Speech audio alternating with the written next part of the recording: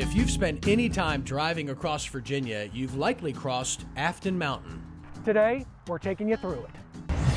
Before we do, a quick history lesson. Afton Mountain's Blue Ridge Tunnel was completed in the late 1850s, built mostly by slaves and Irish immigrants. At the time, it was the longest railroad tunnel in the world. It was used until the 1940s, until a larger tunnel was built right next door.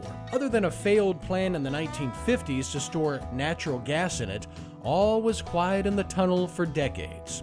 A plan then emerged to turn it into a recreation trail. After a lot of work inside and out, a resurrected tunnel opened to the public in 2020. Like most tunnels, there are two ways in, and with the Blue Ridge Tunnel, there is an east and west trailhead. Huge difference between the two. The east side has far more parking. It's also far more accessible with a fairly flat grade. On the west side, steep grades. More importantly, it's about twice as far to get to the tunnel.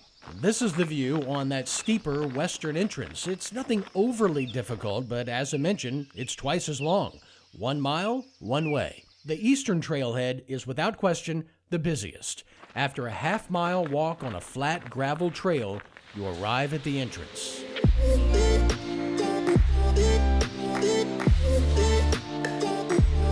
Train lights have been traded in for headlamps here.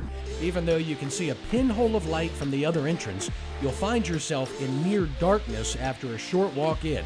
Lights of some sort are a necessity. And dress warmly. It's a cool 50 degrees in the tunnel year-round. The tunnel is approximately 0.8 of a mile in length. So from the eastern trailhead parking lot, it's about 2.5 miles if you walk through the tunnel and back. In Afton, I'm Dave Parker.